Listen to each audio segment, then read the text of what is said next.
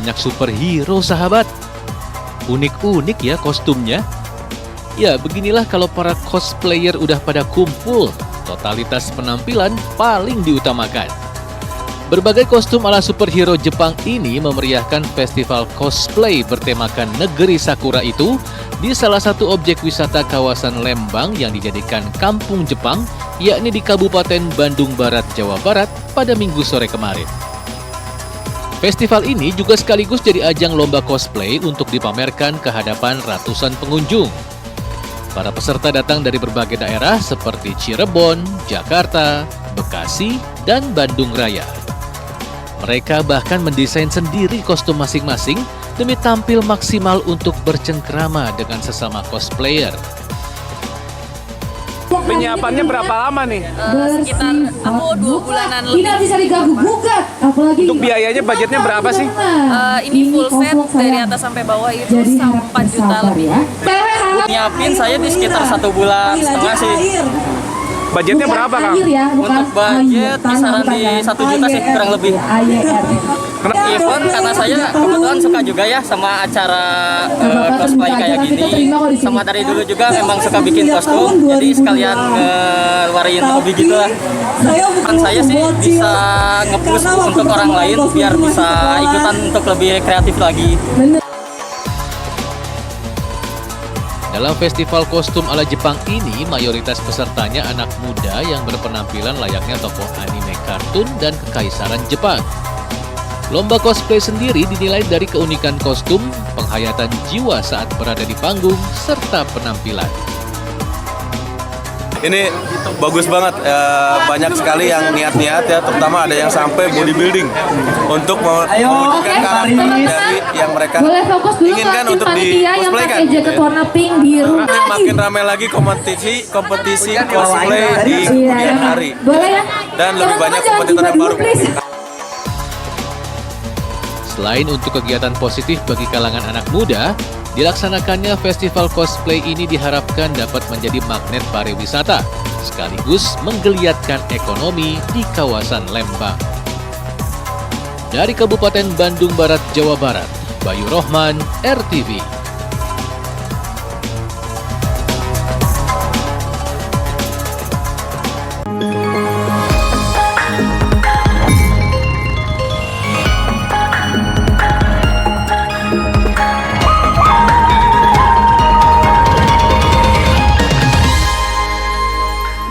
Halo, selamat pagi sahabat RTV, apa kabarnya? Apa kabar Kenia?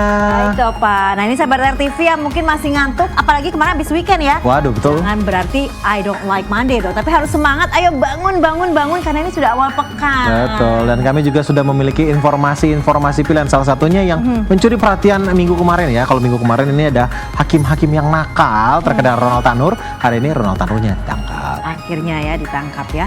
Baik, kita akan langsung saja lihat di Lensa Indonesia Pagi kali ini bersama saya Kenia Gusneni dan saya Ahmad Topan.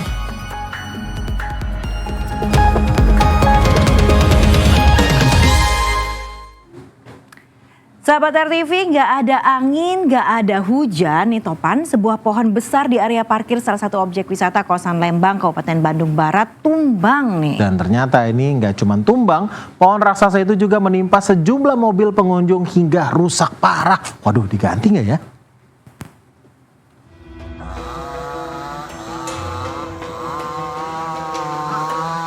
Pohon tumbang di parkiran Pamhos. Aduh Gusti, ini mah bukan rusak parah, tapi gepeng segepeng-gepengnya.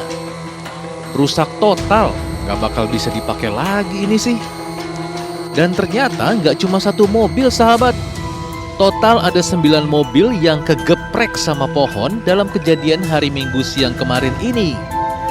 Waduh, semoga nggak ada korban ya. Soalnya pohon besar di area parkir salah satu objek wisata ini memang udah lama dikhawatirkan publik. Lagian siapa juga yang nyangka niat healing di kawasan Lembang, Bandung, malah kena musibah kayak gini. Ya, semoga ada tanggung jawab dari pihak pengelola ya sahabat. Langsung ditanggulangi dan dengan korban juga kami sudah mediasi, dan itu nanti ada cover dari asuransi yang memang kami sudah ikuti sejak lama. Memang ini kejadian alam ya, jadi memang hal yang tidak terduga, jadi tiba-tiba terjadi begitu saja. Memang pada saat ini kondisi tidak ada angin, tapi memang sudah beberapa hari terjadi hujan. Oh gitu. Soalnya kalau bukan karena angin kencang atau hujan sih, kayaknya gara-gara akar pohonnya lapuk nih. Hati-hati kalau parkir mobil ya sahabat. Selain pastikan aman dari maling, juga lihat-lihat lagi pepohonan di sekeliling. Dari Kabupaten Bandung Barat, Jawa Barat, Bayu Rohman, RTV. Selanjutnya ada lagi nih informasi yang viral di media sosial. Ada ribuan tikus yang menyerbu permukiman di Karawang, Jawa Barat. Wah, ini fenomena munculnya ribuan tikus-tikus ini terjadi pada Jumat malam setelah hujan deras di wilayah tersebut nih sahabat. Lalu dari mana ya ribuan tikus-tikus ini dan apa sih yang menjadi penyebab munculnya ribuan tikus tersebut? Langsung aja yuk kita lihat. Ada murid ya Allah, ayat tanda naon ya murid ya Allah. Ya ampun, banyak sekali tikus di permukiman ini ya. Dari mana nih sampai muncul begini banyak? Video ratusan bahkan ribuan tikus-tikus di permukiman ini diunggah melalui akun Instagram @faktaindonesia. Dan dikutip dari laman ini, fenomena munculnya ribuan tikus tersebut terjadi di Dusun Cibatu, Desa Kuta Makmur, Kecamatan Tirtajaya, Kabupaten Karawang, Jawa Barat, Jumat malam setelah hujan deras. Video ini pun viral di media sosial dan ragam komentar bermunculan dari para netizen. Ada yang menulis kalau fenomena tikus-tikus pada nongol karena rusaknya habitat kucing liar yang menjadi penyeimbang ekosistem karena diburu warga. Selain kucing liar, ada juga yang menulis karena habitat biawak sebagai pemakan tikus dan ular juga rusak karena ulah manusia. Dan ada komentar yang lebih logis nih. Tikus-tikus ini pada keluar dari sangkarnya karena selokannya kotor, banyak sampah. Masuk akal. Apalagi kalau sudah habis hujan deras, selokan pada penuh air, mampet, dan tikus-tikus ini yang bersarang di selokan pasti ngungsi.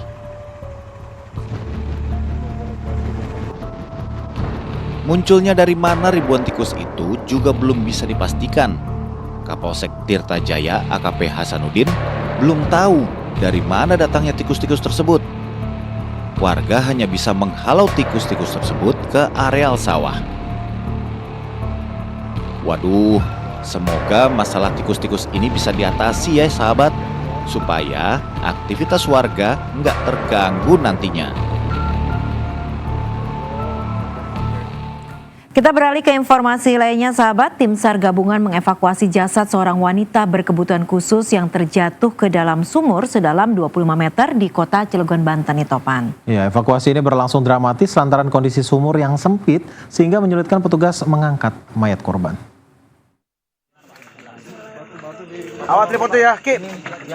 Dengan peralatan lengkap, petugas dari Kantor Pencarian dan Penyelamatan Banten menuruni sebuah sumur kecil sedalam 25 meter untuk mengangkat jasad seorang wanita berkebutuhan khusus yang terjatuh ke sumur di Kampung Cilodan, Kelurahan Gunung Sugih, Kecamatan Ciwandan, Kota Cilegon, Banten. Evakuasi jasad korban keluar dari sumur ternyata tidak mudah. Kondisi sumur yang sempit membuat petugas kesulitan membawa jasad korban keluar dari sumur. Karena sumur tersebut cukup dalam, kemudian diameter dari sumurnya juga tidak terlalu luas, hanya sekitar 1 meter kurang ya. Jadi dibutuhkan untuk rescuer yang tubuhnya sedikit kecil untuk bisa masuk ke dalam sumur tersebut. Namun pada akhirnya dengan kehati-hatian petugas, jenazah korban berhasil dikeluarkan dan langsung dimasukkan ke kantung jenazah. Sebelumnya korban dilaporkan hilang dari rumahnya yang tak jauh dari lokasi sumur. Setelah dilakukan pencarian, korban ditemukan warga berada di dalam sumur dengan kondisi sudah meninggal dunia. Jasad korban kemudian dibawa ke Rumah Sakit Umum Daerah Kota Cilegon untuk dilakukan visum sebelum diserahkan kepada pihak keluarga. Dari Kota Cilegon, Banten, Herbert Marbun, RTV. Selanjutnya kita beralih ke Surabaya. Ini Kejati, Jawa Timur menjemput Ronald Tanur untuk menjalani hukumannya. Nah, berdasarkan kasasi MK, Ronald Tanur ini divonis 5 tahun penjara. Tapi saat ini Ronald belum ditetapkan sebagai tersangka untuk kasus suap 3 hakim PN Surabaya yang memvonis bebas dirinya.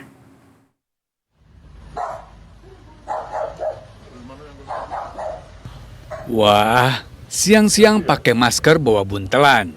Arahnya ke Kejaksaan Negeri Surabaya. Ini Gregorius Ronald Tanur, si pesakitan. Akhirnya jalani hukuman 5 tahun penjara. Nggak pakai lama ya sahabat, tim penyidik dari Kejari Surabaya dan Kejati Jawa Timur langsung menjemput Ronald Tanur di kediamannya di Surabaya, Jawa Timur. Tapi kayaknya petugas kejaksaan cukup baik nih. Pas dijemput, Ronald dikasih kesempatan bawa bekal buat rumah barunya. Selain itu, dia juga nggak diborgol saat masuk mobil petugas. Penjemputan ini adalah bagian dari proses eksekusi hukuman Ronald dalam kasus penganiayaan yang berujung kematian Dini Sera Afrianti. Jadi setelah kami laporkan pada Pak Jampidum, beliau menyetujui untuk melaksanakan eksekusi, maka segera kami laksanakan eksekusi. Alhamdulillah eksekusi berjalan dengan lancar. Pak Ronald ini, Gregorius Ronald Tanur ini berada di rumahnya. Teman-teman dipimpin oleh Pak Kejari Surabaya melaksanakan kegiatan eksekusi dibantu oleh tenaga pengamanan dari TNI POM. Tentunya penjemputan dan eksekusi hukuman Ronald Tanur ini pun mendapat apresiasi dari netizen. Ada yang berkomentar, si Ronald bekalnya banyak banget, kayak mau piknik. Ada juga yang mendukung aksi bersih-bersih Kejagung, terutama dalam pengungkapan suap ini. Dan tentunya ada harapan kalau semua aparat penegak hukum yang terlibat penyogokan bisa segera diangkut. Amin. Dan ada juga nih yang meminta agar bapaknya Ronald Tanur juga ditangkap karena dia yang nyuap. Untuk tuduhan ini harus ada pembuktian dulu ya sahabat. Berdasarkan putusan kasasi, Ronald Tanur divonis 5 tahun penjara terkait kematian Dini Sera. Namun, dari kasus dugaan suap dan gratifikasi 3 hakim yang memvonis bebas dirinya, Kejaksaan masih belum menetapkan Ronald sebagai tersangka. Dari Surabaya, Jawa Timur, Solihul Hadi, RTV.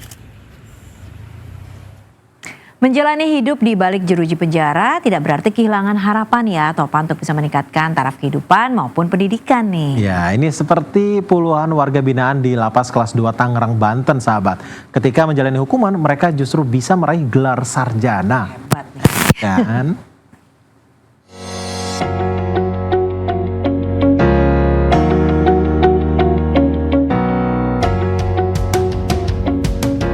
Sekilas tak ada yang berbeda dengan kampus ini. Tumpukan buku dan para mahasiswa yang sedang membaca menjadi pemandangan biasa di sini. Tapi jika dilihat lebih teliti, baru terlihat keunikannya. Kampus ini bukan sembarang kampus, sahabat. Kampus kehidupan berada di dalam Lapas Pemuda Kelas 2A Tangerang, Banten. Mahasiswanya pun berasal dari narapidana yang sedang menjalani hukuman. Kehidupan di balik jeruji penjara justru membuat mereka lebih fokus menuntut ilmu. Waktu yang terbatas dimanfaatkan sebaik mungkin untuk membaca dan memperluas wawasan. Program kampus kehidupan ini mendatangkan dosen ke dalam lapas untuk sistem pembelajarannya. Dedikasi dan kerja keras mereka membuahkan hasil. Saat wisuda kemarin, ada lebih dari 30 warga binaan dari lapas ini yang berhasil meraih gelar sarjana. Dengan pengawalan petugas lapas, puluhan warga binaan ini bahkan diberikan kesempatan untuk menjalani proses wisuda bersama dengan mahasiswa umum lainnya. Asep, salah seorang warga binaan yang mengikuti wisuda, bahkan bisa meraih predikat cum laude dengan IPK 3,94. Dia berharap ilmu yang didapat bisa bermanfaat bagi orang banyak. Ya mungkin karena memang di dalam ada PKBM, jadi saya diberikan kesempatan untuk ngajar dulu di PKBM selama di dalam ya. Kalau mungkin untuk di luar nanti ya kalaupun ada kesempatan kami buat jadi guru ya alhamdulillah kami ambil ya, kalaupun enggak ya yang penting ilmu yang kita dapat bisa bermanfaat. Program kerjasama antara Dirjen Pemasyarakatan dan Universitas Islam Syekh Yusuf Tangerang ini sudah menghasilkan puluhan sarjana. Bahkan program ini juga menghasilkan beberapa gelar magister. Hari ini kita melahirkan 30 sarjana pendidikan agama Islam dan 2 magister hukum. Semoga kerjasama ini terus berkelanjutan untuk melahirkan sarjana-sarjana baru, dan harapannya bukan hanya di Lapas Ponda Tangerang, tapi juga di lapas-lapas yang lain di seluruh Indonesia. Penjara memang mengurung tubuh, tapi pendidikan membebaskan pikiran dan jiwa. Dengan program kerjasama ini, warga binaan yang telah menjalani hukumannya bisa kembali ke masyarakat dan berguna bagi lingkungan sekitar. Dari Tangerang, Banten, Andrianto, RTV.